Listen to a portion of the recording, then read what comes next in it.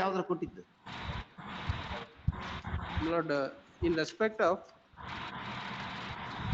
accused number 15.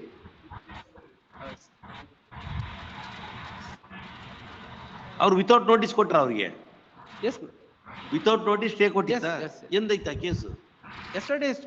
Case ಯಾವಾಗ ಓದ್ತೀರಿ ಅದು? ಈಗ ನೆಕ್ಸ್ಟ್ ಡೇಟ್ ಯಾವಾಗ ಗೊತ್ತೇಳ್ರಿ?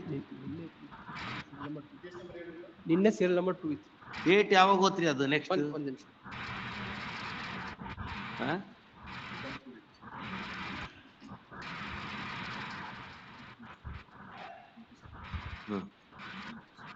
ಆದ್ರೆ ಇನ್ನು ಇಶ್ಯೂ ನೋಟಿಸ್ ಅಂತ ಆಗಿತ್ತು. Issue notice and stay was granted. Both are advocates. Therefore, I am arguing this matter. Otherwise, ಅದನ್ನು ಅವತ್ತೇ ಮಾಡೋಣ ಹೇಳ್ರಿ. Yes. ಸ್ಟೇ ಕೊಡಕ್ಕಾಗಲ್ಲ ಇದು. ಅಲ್ಲ, ಅದರಲ್ಲಿ ಸ್ಟೇ ಕೊಟ್ರ ಸಮಯ. ಹೌದು, ಅದನ್ನ ಸ್ಟೇ ಕೊಟ್ರು ಅವಾಗ in the absence of complaint granted stay. Real fact ಬರೋದು ಇವಾಗಲೇ ಅಲ್ಲ. Yesterday real facts not placed before this court. ಅದನ್ನು ಅಬ್ಸರ್ವ್ ಮಾಡಿ ಅಂದ್ರೆ ಐ ವಿಲ್ ಅಬ್ಸರ್ವ್ ಮಾಡಿ ಅದನ್ನು ಟಿಲ್ ನೆಕ್ಸ್ಟ್ ಡೇಟ್ ಮಾಡಿರೋದು. ನಾವು ಎಂಟೈರ್ ಇದನ್ನು ಸ್ಟಾಪ್ ಮಾಡಕ್ ಆಗಲ್ಲ. ನಾ ಅದಕ್ಕೆ ಹೇಳಿದೆ ಸಮ್ ಟಿಲ್ ನೆಕ್ಸ್ಟ್ ಡೇಟ್ ಅಂತ. ನೀವು ಅದಕ್ಕೇನೆ ಒಬ್ಬೊಬ್ರದೇ ತರದ್ ಇದು.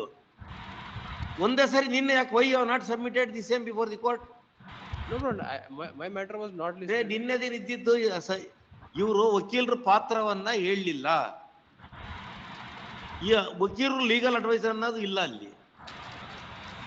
ಈಗ ಸ್ಟೇ ಕೊಟ್ರು ಕೊಡ್ಲಿ ಬಿಡ್ರಿ, ಅದು ಇವ್ರಿಗೆ ನಡೆಸ್ಲಿ ಬಿಡು.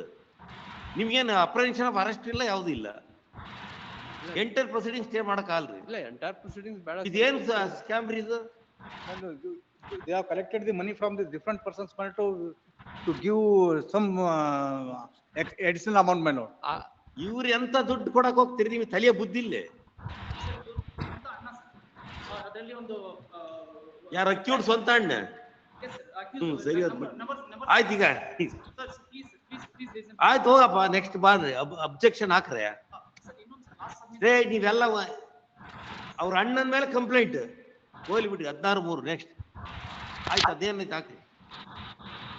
16/3 ಎಲ್ಲ ಒಬ್ರಿಗೊಬ್ರು ಒಂಥರ ಇದ್ದಂಗಿದೆ.